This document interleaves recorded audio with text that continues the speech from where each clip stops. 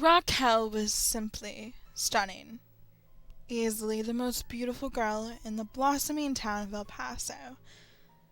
All the men tripped over their own feet attempting to win her heart. She was, however, a notorious flirt and tease, and a phenomenal dancer.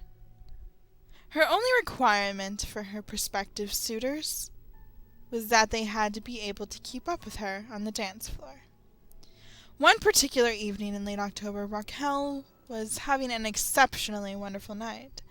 Her feet hardly seemed to touch the floor as she whirled gracefully from partner to partner, shaming the men courageous enough to try to keep pace with her wild yet graceful movements. She laughed as she danced, red skirts flying, delighting in the frustration she caused each of them, and consequently their female counterparts. After hours of merciless teasing and cuckolding, Raquel excused herself for a brief respite from the dance floor. This was, of course, met with both wistful sighs from the men and jealous sniffs from the other women. While reposing near the small raised dais where the mariachi band was playing, Raquel happened to spy a strikingly handsome young man in an extravagant black suit. It was not uncommon for youthful tycoons who struck it rich to pass through El Paso, but this man was truly exceptional. He was tall, with deep-set eyes that gleamed with a mischievous sparkle.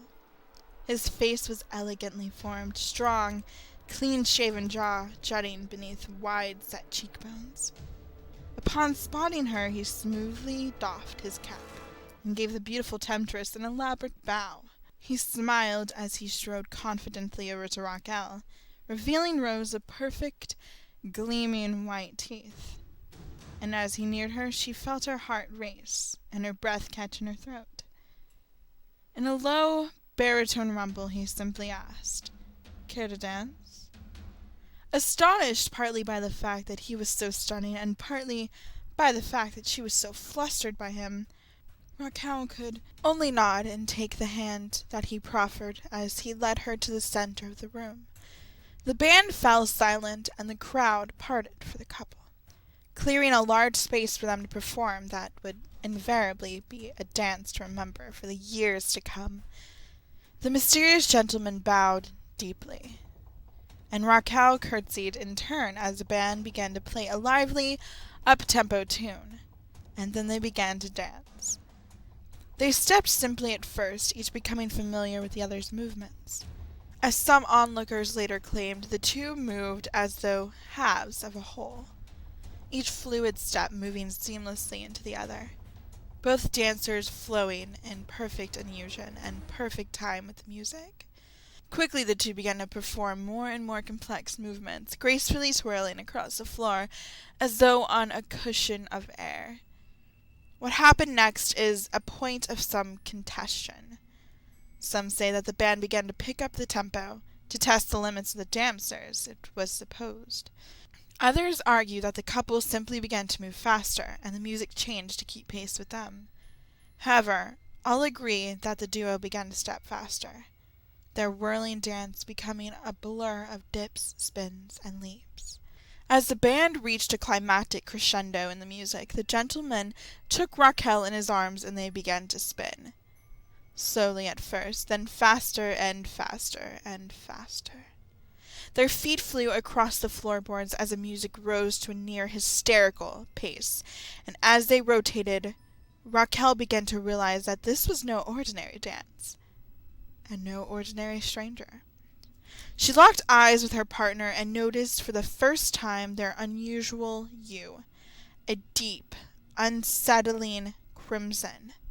He began to laugh, a low bellowing rumble that sent chills down her spine. Their whirling began to make her feel faint, but she found that she couldn't let go of the enigmatic stranger. Her hands clasped his in a white-knuckled death grip as they circled around and around. Soon all that the astonished onlookers could see was a black and red blur, and most agreed that the pair was no longer dancing on the floor. They had risen several inches into the air, circling around faster than any eye could see. The band members frantically beat out the tempo, terrified and exhausted, but unable to cease their rhythmic tune. Sweat beaded on their foreheads as muscles strained to their breaking point to keep pace with the otherworldly beat.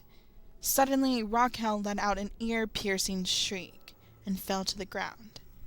As suddenly as he had appeared, the gentleman in the black suit was gone. In his wake he left only a faint scent of sulphur. And Raquel. Concerned, the other dancers crowded around to see what had become of their most beautiful flower, and were shocked and dismayed by the sight that confronted them.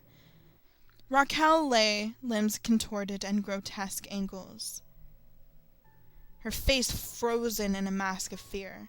All color had been bleached from her once supple brown skin, and her voluptuous body had become a shriveled husk of papery skin and bone.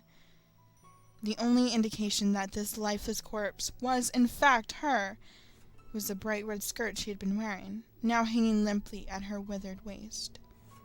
To this day, women in bars and at clubs quietly gossip with each other about dancing with a mysterious, red-eyed young man who dances as though possessed.